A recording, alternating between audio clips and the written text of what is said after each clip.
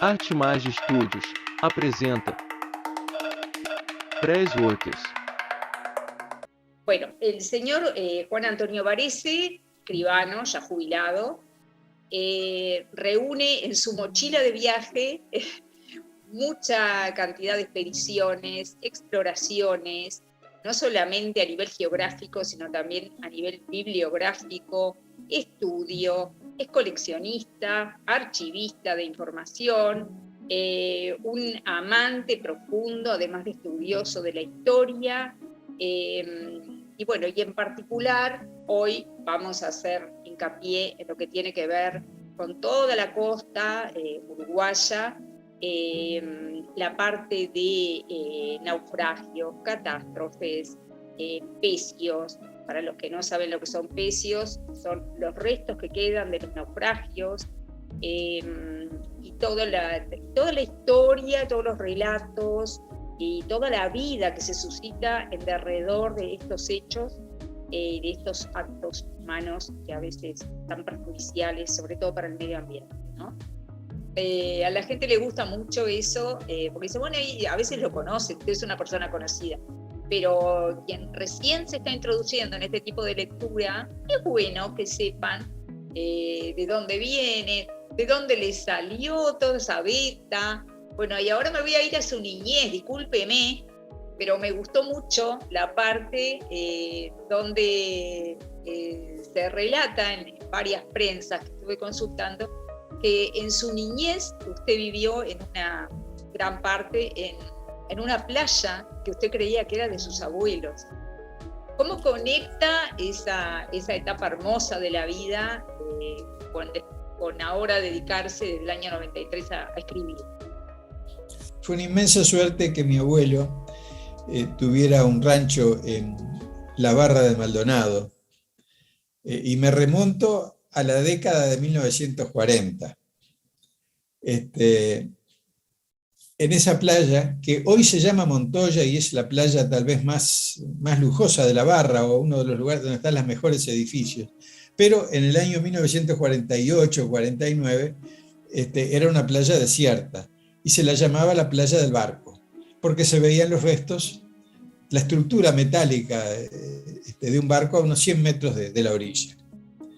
Entonces, claro, me llamaba la atención ir a la playa y ver que sobresalían una especie como... Yo preguntaba si eran rocas, o me decían, no, esto fue de un barco hundido, un barco que vino hace muchos años, naufragó, y por eso es que se la llama la playa del barco.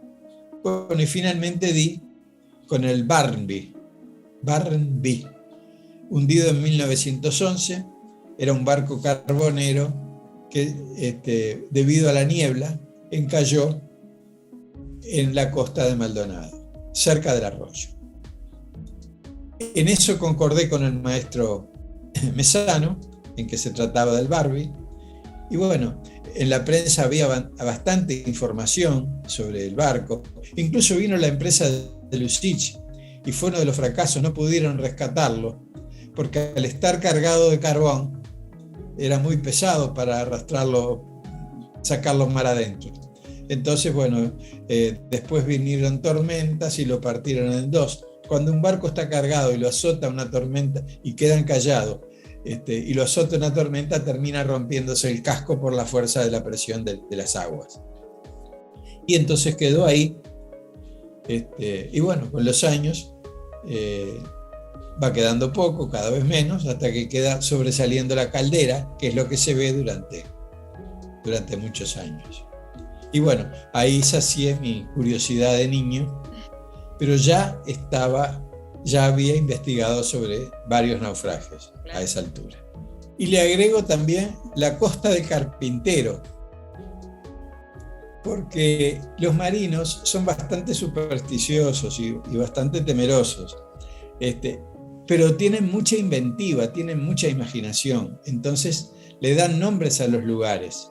La toponimia de la costa, ¿no? Como tú dijiste, Las Pipas, la Isla de Flores, la Punta Carretas, Cabo Polonio, Punta del Diablo, generalmente son nombres puestos desde el mar, en estos casos últimos no, pero siempre le ponen nombres diferentes para explicar un poco cómo son cuando encuentran lugares peligrosos. ¿Y qué pasa?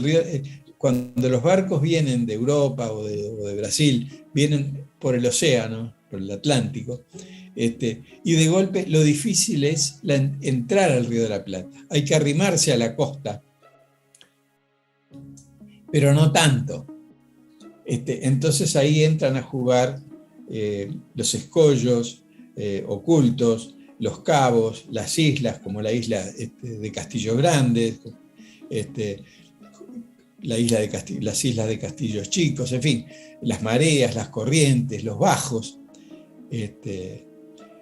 Bajos increíbles como, por ejemplo, hay un bajo que se llama Bajo del Polonio, que está más o menos unos 5 kilómetros mar adentro, que ahí fue donde encalló el barco que le dio nombre al Cabo Polonio. Y bueno, entonces esa diferencia entre el océano profundo, peligroso pero no tanto, y entrar en el Río de la Plata lleno de traicioneros, escollos y bancos de arena y corrientes marinas y tormentas rápidas. En el Río de la Plata cuando se levanta un pampero es de golpe. Entonces por eso todo esto ha dejado en los marineros, en los marinos de otros tiempos, no de ahora, ese temor indefinido, y por eso es que el infierno de los navegantes, la costa del carpintero, en fin, nombres pintorescos, también para demostrar lo valientes que eran y a veces... Lo intrépidos a veces uno, estuvimos navegando por el infierno de los navegantes. ¿No? Pero en fin, bromas aparte, han ocurrido centenares de naufragios frente a nuestras costas. La mayor parte no son trágicos, la gran mayoría, el barco queda encallado y cuando termina la tormenta pueden descender en botes o nadando, o son recogidos por la gente de la costa.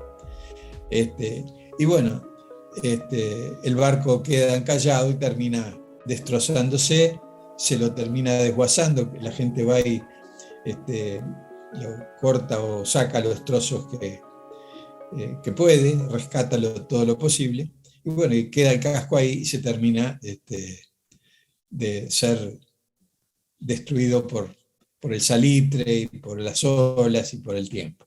Primero que hasta el año 2000 ocurrían todavía los naufragios. Ahora prácticamente en los últimos años, con los instrumentos de navegación existentes y con la mejora en la propulsión de las embarcaciones, pero de la década del 50 al 80, naufragaron muchos barcos de carga, sobre todo en la costa de Rocha y de Maldonado, que eran barcos que se habían construido de apuro para la Segunda Guerra Mundial. Para muchos de ellos para desembarcar en costas enemigas.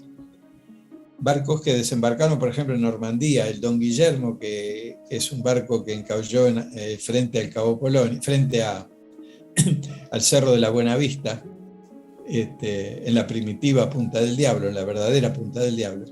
Ese barco era un barco de guerra, era para transportar tanques y tropas para el asalto de Normandía, por el cual los aliados desembarcaron en el norte de Francia, ¿no? Terminada la guerra, los centenares de barcos que se habían construido rápidamente con fines bélicos fueron adaptados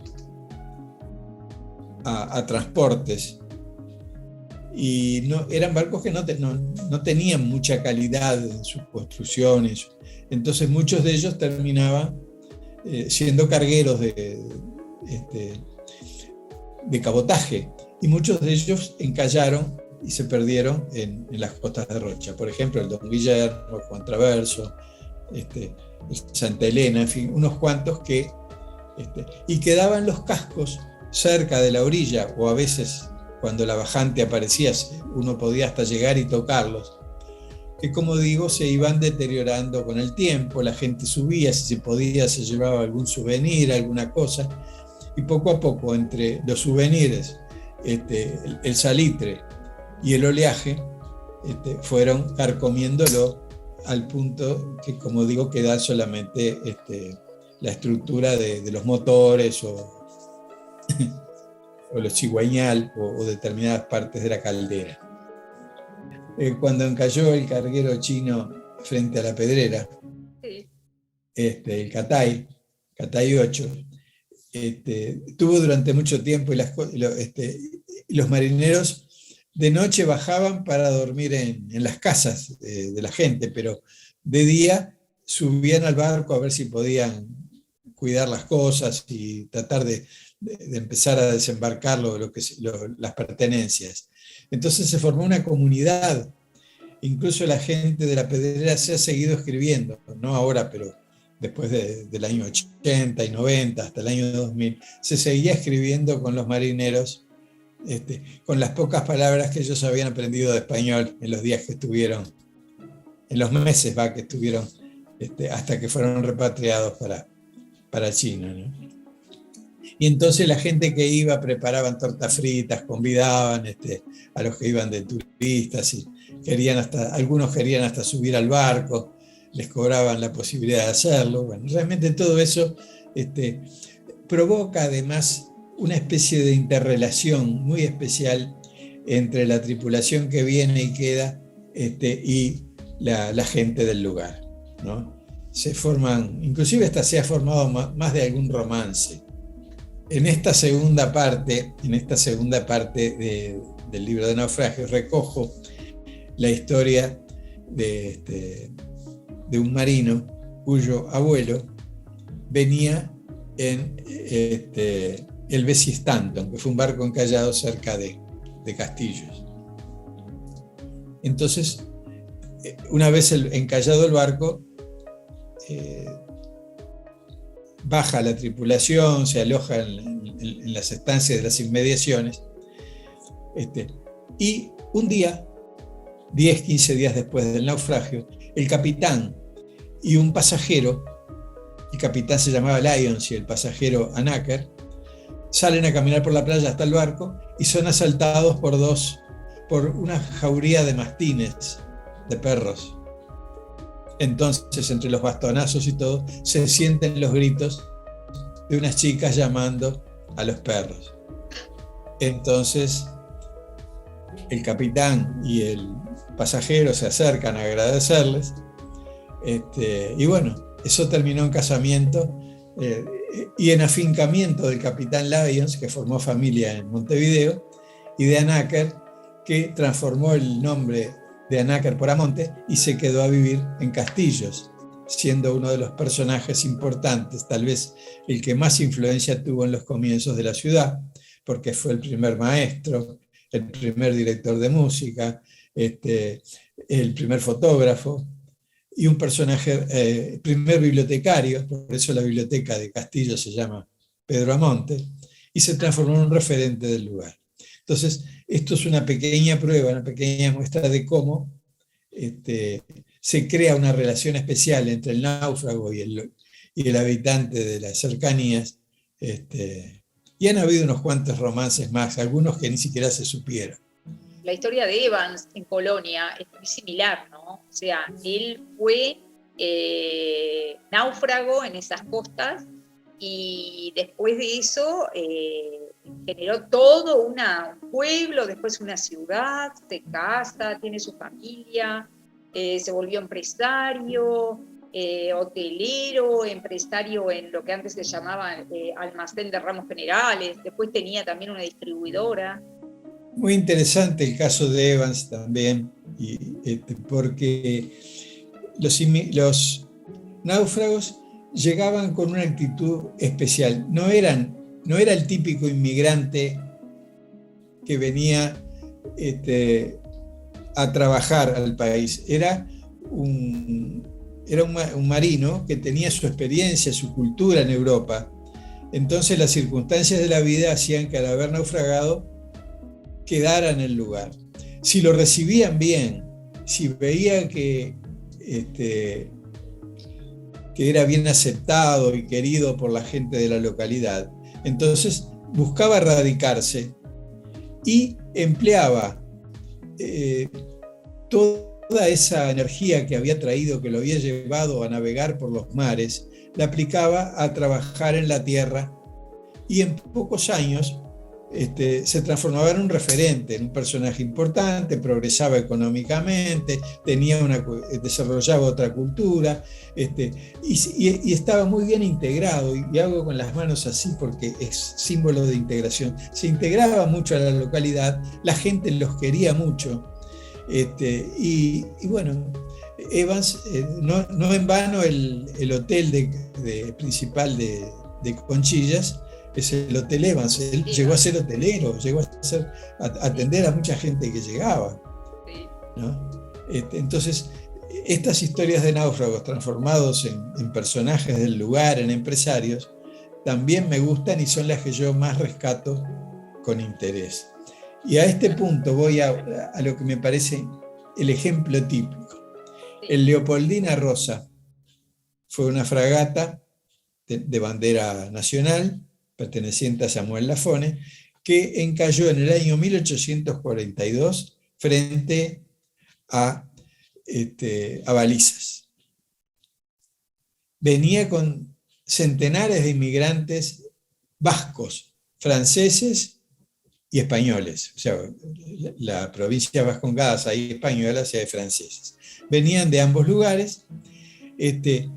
Algunos fallecieron cuando el barco quedó encallado y las olas pasaban por arriba de la cubierta y todo eso, pero la mayoría se salvó. Muchos de ellos quedaron viviendo en la localidad de Balizas, de Castillos. Castillos todavía no existía, en la localidad de Balizas o Rocha, y formaron familias en el lugar. En estos momentos en Rocha hay muchos descendientes del Leopoldina Rosa que se reunían, no sé si lo siguen haciendo todavía, en el Euskal Herria, que es un club de Montevideo, se reunían todos los años para conmemorar el día del naufragio del Leopoldina Rosa. Qué increíble. Muchos de ellos estaban en Montevideo, algunos habían ido a Buenos Aires, otros se encontraban en Brasil, pero se encontraban para, digamos, de alguna manera homenajear e intercambiar recuerdos de sus antepasados que habían llegado en ese barco. Entonces, son historias muy lindas. Yo me enteré de esa historia por un aviso aparecido en El País.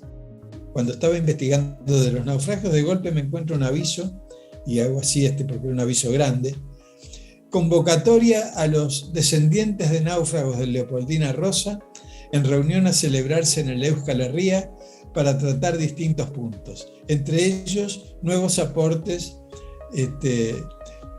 documentales sobre el barco. Ahí fui yo, de curioso. La gente me preguntó: ¿usted qué es de los descendientes? No, yo nada, pero me interesa conocer del tema. Yo ahora le consulto, ¿cómo conecta todas esas historias tan hermosas con el personaje Juan Santos y con Don Ubaldo, si es que tienen alguna conexión?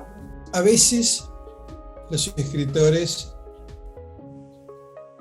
se inclinan más por la novela, a veces los escritores se inclinan por la historia. De alguna manera, estos dos personajes me permitieron ubicarme en el medio, porque J. Santos de alguna manera era yo. No exactamente, porque uno cuando elige un personaje le gusta agregar determinadas actitudes o determinadas maneras de ser que uno no tiene, buenas o malas, pero por otro lado necesitaba una contraparte, porque un investigador solo es muy aburrido. Investigar es lindo, investigar en equipo, ¿verdad? Salir uno solo con una lupa y andar preguntando, no, mejor que vayan de a dos. La pareja es tal vez la fórmula ideal. Entonces, se me ocurrió que agregarle un personaje que fuera el incentivador, al cual J. Santos le pudiera hacer comentarios y al mismo tiempo le propusiera cosas. Entonces, quería encontrar un nombre que fuera rimbombante, que fuera típico, no típico de la zona, pero de esos nombres que la gente le quedara. Entonces tomé la guía telefónica y con los ojos cerrados aprieto un nombre y encuentro Ubaldo Martínez, por ejemplo. Bueno, entonces dije Don Ubaldo, ¿no? Pero Don Ubaldo cumple un papel, lo mismo que J. Santos. No es un personaje de esos de novela, no tiene carnadura. Lo que es un personaje, es un facilitador, es una caracterización para ir desarrollando la historia y presentársela al lector de manera tal que le llegue. Porque ¿qué pasa, Cecilia? Si yo cuento la historia, la cuento yo como escritor, con datos, nunca voy a lograr llegar al lector con toda la emoción y con toda la fuerza que si un personaje cuenta las cosas o hace preguntas. Las preguntas que se haría el lector es la que se va haciendo Don Ubaldo. De alguna manera, J. Santos dirige la investigación, pero Don Ubaldo la van causando y la va haciendo marchar por el lado. Entonces, por eso me encantó. Siempre creo que en toda historia debe haber por lo menos dos personajes. El libro ha ido creciendo. Salió en el año 1993 una primera versión que después, conversando con los lectores, se fue ampliando y 5 años después salió una nueva versión con tapa azul, diferente, ya ampliada. Años después sale una nueva versión con el mismo contenido, con tapa amarilla. Y ahora, después de 10 años más, recogí y recibí tantos aportes, tantas cartas, tantos correos, tantos comentarios de distintos lectores, que me vi en la obligación y en la necesidad de sacar una nueva versión ampliada, corregida, con un pliego de 16 páginas con fotos nuevas, fotos imperdibles que ahora circulan en las redes y de alguna manera, si uno las tiene en un libro, sobre el papel quedan inmortalizadas. Fotos extraordinarias que transmiten muchísimo. Y también comentarios de distintos autores, cartas que me dirigieron, cuentos que escribieron. Con todo eso he ido formando un archivo que llamo Archivo J. Santos, para no ponerle archivo J. Varese, porque, bueno, en realidad entiendo que una vez que yo no escribo para mí, sino que escribo para los lectores. Entonces, como el personaje del libro es J. Santos, por eso es que el archivo lo he llamado J. Santos. Y de ese archivo he ido sacando historias para agregar en esta última versión que salió en diciembre del año pasado, para agregar 70 páginas de historias nuevas y también 16 páginas de fotografías, ya digo, aportadas por diferentes autores, porque hay extraordinarios fotógrafos. Hay, por ejemplo, un fotógrafo que voy a mencionarlo solo a él, aunque tendría que hacerlo con todos, pero si no necesitaríamos varios programas. Fotógrafo de Castillos, que es un experto en el manejo de los drones. Entonces toma fotografías desde el aire. Estupendas muestras del Cabo Polonio, de Punta del Diablo, de Aguas Dulces, de balizas, tomadas desde el aire, es algo maravilloso. Entonces, y después fotos de los naufragios tomadas incluso desde abajo. Pablo García, un fotógrafo que es buzo, además ha tomado unas fotografías extraordinarias, y también Álvaro de Micheli, que bucea. O sea, nosotros vemos desde la costa los restos de los barcos, pero de Micheli se mete por abajo del agua y lo fotografía, y es uno se encuentra con un mundo de hierro que ni siquiera se imagina. Uno ve sobresalir de las aguas una pequeña estructura y sin embargo abajo está todo lleno todavía hoy, después de centenares de años, de cientos de años de estar sumergidos, igual quedan restos que a veces se ven y a veces no. Depende de cómo sea, de cómo venga la corriente. Cuando la corriente levanta las olas la arena del fondo del mar, entonces aparecen estructuras de hierro metálicas como misteriosas. Y después cuando vienen corrientes contrarias las tapan con arena y ya no se ven.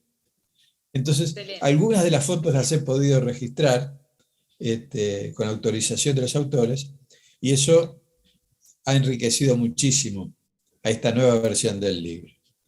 En realidad, si bien el nombre lo elegí, la función la cumplió un personaje que yo no me daba cuenta en el momento que escribía, pero después pensé, claro, pero este es el maestro Efraín Terra, porque yo empecé las investigaciones, en realidad el que despertó mi inquietud fue el maestro Efraín Terra, que era un maestro de castillos que veraneaba, tenían un restaurante en Aguas Dulces, y con el que salíamos a caminar por la playa, y él siempre me hablaba de la importancia del lugar, de las historias lugareñas, y después fue el primero que me conectó con descendientes de náufragos que vivían en la zona.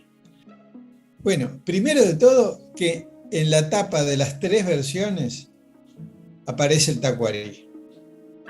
Y no es porque sí, no es porque haya encontrado la mejor foto, ni porque, sino porque el tacuarí es el barco que más ha impactado en el recuerdo de la gente que vive en el Cabo Polonio en especial y en Rocha en general.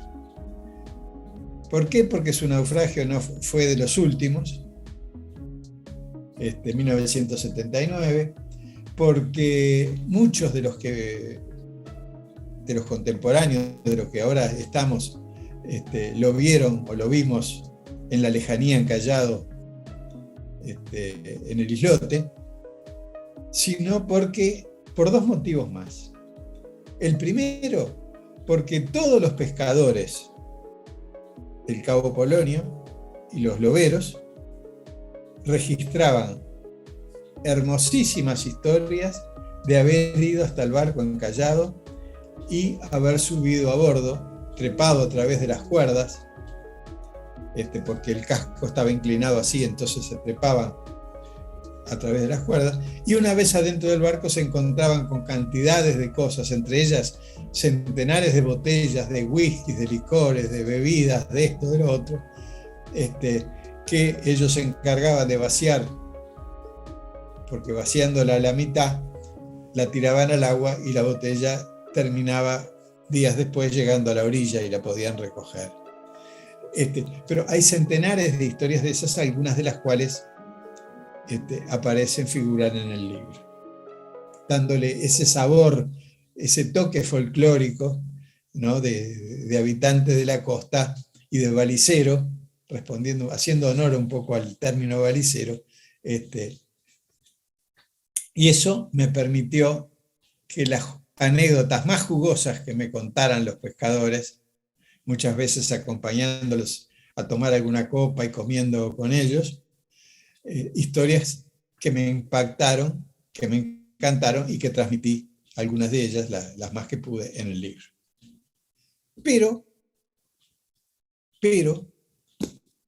el tacuarí tiene otra etapa, otra faz. Y es una faz mucho más peligrosa, que todavía hoy sigue inquietando y ocasionando un misterio digno de ser investigado. Poco tiempo después del naufragio, meses después o años después, empiezan a aparecer distintas mareas rojas, o sea, muertes de peces, mariscos, algas que cambian de color, todo a lo largo de la costa, de Rocha y mucho más allá, llegando hasta Río Grande, en la costa brasileña, en el estado de Río Grande do Sul, e incluso más arriba todavía.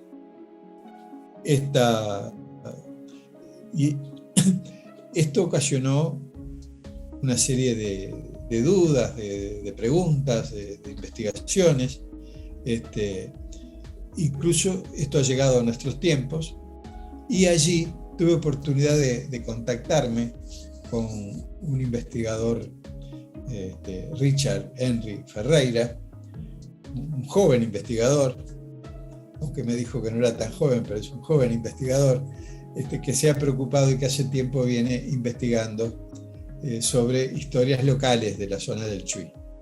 Pero conmigo conversamos, me mostró un material riquísimo de investigación que tiene sobre las distintas mareas rojas, sobre los misterios que derivan del naufragio del Tacuarí, porque él se dedicó a investigarlos, y es trágica la historia del capitán, que se suicida pocos días después. Las autoridades trataron siempre de tapar y de no darle importancia y de que no se investigara más sobre el tema. En fin, hubo muchas cosas raras en torno al cargamento que podía traer el Tacuarí, que Richard estuvo investigando, y que por supuesto, cuando aparecen tapaduras para investigar la historia, ahí es cuando los investigadores de raza se preocupan más de hacerlo, e investigan más. Lo mismo una cineasta brasileña, Daniela Sayet, que de niña y de joven, estando en Río Grande, vio esta inmensa mortandad de peces ocasionada por la marea roja. Y después de grande, transformada en cineasta, empezó a investigar de su lado. Está armando una película que la transmitirá dentro de poco, sobre todas las entrevistas que hizo del lado brasileño, algunas incluso del lado uruguayo, porque vino a Cabo Polonio y estuvo conversando con algunos de los pescadores. Entonces, ¿qué pasa? Cuando escribí esta nueva versión del libro y la amplié en 70 páginas para brindar material de interés para los lectores que ya tuvieran el libro, tuvieran un surplus, me pareció mucho más rico, mucho más interesante pedirle a Richard Henry y a Daniela Sayet que cada uno escribiera un resumen de las investigaciones que había estado realizando. De esta manera, enriquezco el libro con la visión de otros autores, también hasta de otro idioma, porque Daniela Sayet, el artículo de Daniela está escrito en portugués. Así que hay unas 15 páginas bilingües. Y ambos artículos, el de Richard y el de Daniela, son muy interesantes. Lo mismo me pasó con el naufragio, el último naufragio de envergadura ocurrido frente a las costas de Rocha, que fue una verdadera tragedia para la Marina, para la Armada Nacional, que fue el naufragio del Barreminas Valiente, que fue embestido por un barco 15 veces superior en tamaño, que poco menos que le pasó por arriba. Y algunos de los fallecieron varios jóvenes de la Armada, marinos de la Armada Nacional. Fue realmente un momento de luto para nuestra Armada. Yo empecé a investigar el tema, incluso estuve en Rocha, revisé los expedientes judiciales, tengo mucho material, pero ¿qué pasó? Es un tema doloroso para la Armada, doloroso para nuestra gente, y entonces preferí solicitar a un almirante, el almirante Biglietti, que me permitiera transcribir el artículo que había escrito en la revista Naval, que es una revista que circula en forma restringida, que me permitiera incluir el mismo artículo en el libro para hacerlo conocer, para hacer conocer la experiencia y la vivencia de los jóvenes que se salvaron y que cuentan cómo fue el salvamento, cómo lucharon, cómo se peleaban y se pegaban entre ellos para mantenerse despiertos porque lo peor que le puede pasar a uno como está en hipotermia es dormirse. Entonces cuando veían que uno se estaba por dormirse, le pegaban un cachetazo para despertarlo. Bueno, todo ese tipo de cosas que transmite una emoción profunda y un sentimiento figuran en el libro, también en la pluma de los jóvenes que participaron de esa terrible tragedia. Así que como ves, Cecilia, mi forma de escribir es, para llegar al lector, a veces entiendo que mi pluma es la más adecuada y otras veces entiendo que es mejor el testimonio directo. Y en tal sentido, de todas maneras el sentimiento lo transmite igual. Bueno, pero te termino un poco esta idea con otra historia. Cuando ADES es la Asociación de Salvamentos, es un grupo de voluntarios que en unas lanchas naranjas salen de Montevideo, de Punta del Este, de Colonia, para rescatar a los náufragos cuando son llamados. Cuando cumplían 50 años, en el año 2006, cumplieron 50 años, me llamaron y me pidieron si yo no les podía escribir la historia de los 50 años. Entonces me dieron material, información, artículos de diario, entrevistas grabadas y todo eso. Yo, viendo la riqueza de ese material, los convoco a todos y les digo: muchachos, voy a escribir el libro, pero con una condición: que cada uno de ustedes cuente el episodio en que salvaron a alguien, que lo cuenten ustedes. No, pero usted es escritor, ustedes me lo cuentan como a su manera, yo lo arreglo, pero que la emoción, que la vida, que la vibración del momento del naufragio, del momento del peligro, la transmiten ustedes.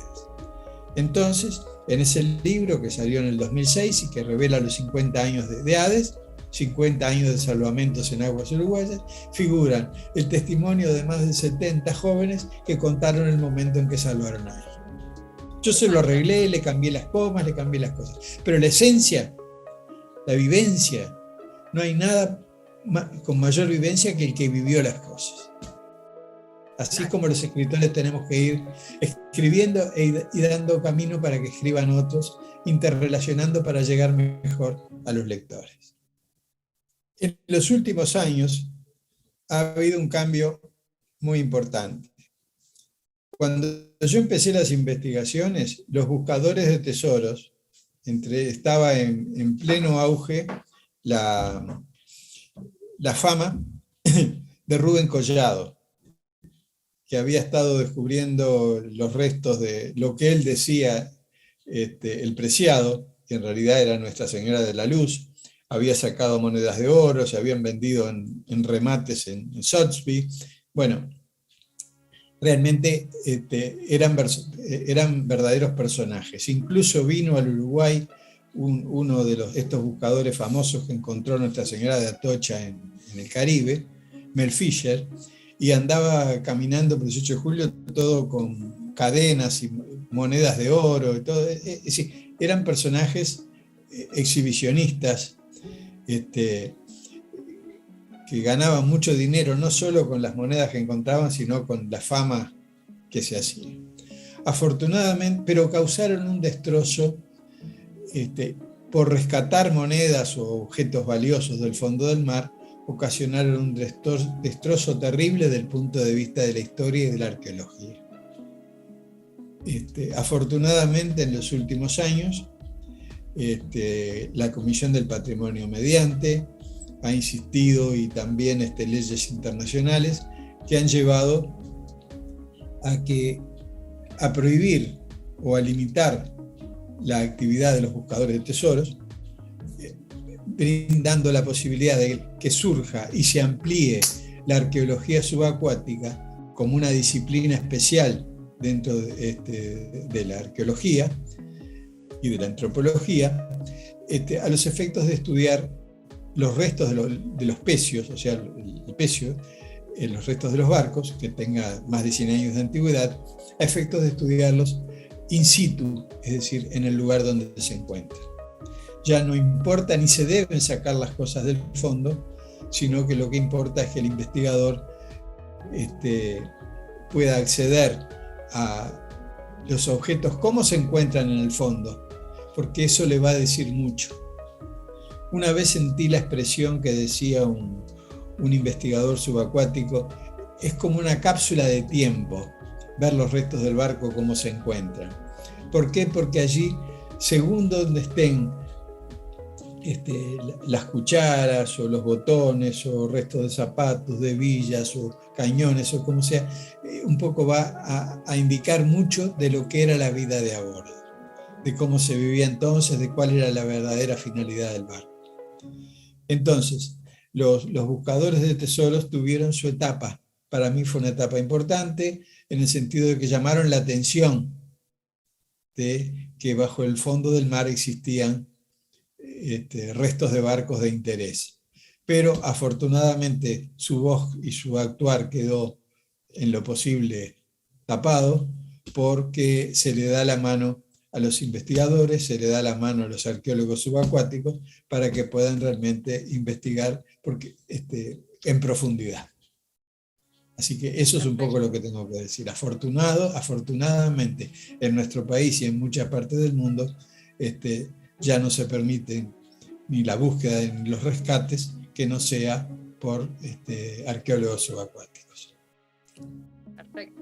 Incluso los arqueólogos subacuáticos tienen que hacer también una previa, un proyecto, un plan.